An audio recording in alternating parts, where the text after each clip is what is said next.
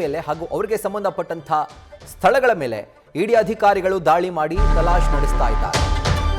ಇಡೀ ಸಂದರ್ಭದಲ್ಲಿ ಅವರ ಮನೆಯಲ್ಲಿ ಅಪಾರ ಪ್ರಮಾಣದ ಚಿನ್ನ ಹಾಗೂ ಬೆಳ್ಳಿಯ ಆಭರಣಗಳು ಪತ್ತೆಯಾಗಿದ್ದಾವೆ. ಬೆಳಗಾವಿಯ ಟಿವಿ ಸೆಂಟರ್ನಲ್ಲಿರುವಂತಹ ಮನೆಯಲ್ಲಿ ಈ ಆಭರಣಗಳನ್ನು ಅಧಿಕಾರಿಗಳು ಜಪ್ತಿ ಮಾಡಿದ್ದಾರೆ, ವಶಕ್ಕೆ ಪಡೆದಿದ್ದಾರೆ. ಪತ್ತೆಯಾಗಿರುವಂತಹ ಚಿನ್ನ ಹಾಗೂ ಬೆಳ್ಳಿಯ ಆಭರಣಗಳನ್ನು ಮೌಲ್ಯಮಾಪಕರನ್ನು ಕರೆಸಿ ಅವರದನ್ನು ಟ್ಯಾಲಿ ಮಾಡ್ತಾ ಇದ್ದಾರೆ. ಮಾಪನದ ಜೊತೆಗೆ ಆ ಒಂದು ಮಷೀನ್ ಜೊತೆಗೆ ಇಬ್ಬರು ಗೋಲ್ಡ್ ಮೌಲ್ಯಮಾಪಕರು ಬಂದಿದ್ದಾರೆ. ಅದರ ಜೊತೆಗೆ ಇವರಿಗೆ ಸಂಬಂಧಪಟ್ಟಂಥ ವ್ಯಾವಹಾರಿಕವಾಗಿ ನಂಟನ್ನು ಹೊಂದಿದ್ದಂಥ ನುರಾನಿ ಅವರ ಮನೆ ಮೇಲೂ ಕೂಡ ಈಗ ಇಡಿ ದಾಳಿ ಮಾಡಿ ಪರಿಶೀಲನೆ ನಡೆಸ್ತಾ ಇದೆ. ಸೊ ನುರಾನಿ ಖ್ಯಾತ ರಿಯಲ್ ಎಸ್ಟೇಟ್ ಉದ್ಯಮಿ ಬೆಳಗಾವಿಯಲ್ಲಿ.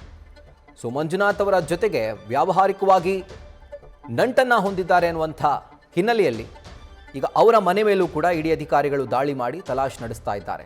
ಇನ್ನೂ ಈ ಒಂದು ಇಡಿ ದಾಳಿ ಅಂತ್ಯವಾಗಿಲ್ಲ.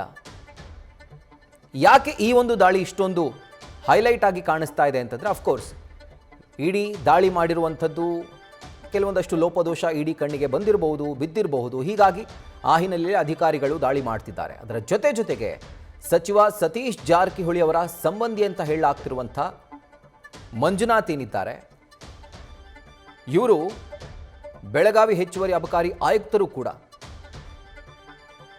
ಸೊ ಹೀಗಾಗಿ ಇವರ ಮೇಲೆ ಈಗ ಇಡಿ ಅಧಿಕಾರಿಗಳ ಕಣ್ಣು ಬಿದ್ದಿದೆ. ಇವರ ಮನೆ ಹಾಗೂ ಇವರಿಗೆ ಸಂಬಂಧಪಟ್ಟಂತಹ ಸ್ಥಳಗಳ ಮೇಲೆ ಇಡಿ ಅಧಿಕಾರಿಗಳು ಈಗ ರೇಡ್ ಮಾಡಿ ತಲಾಶ್ ನಡೆಸ್ತಾ ಇದ್ದಾರೆ.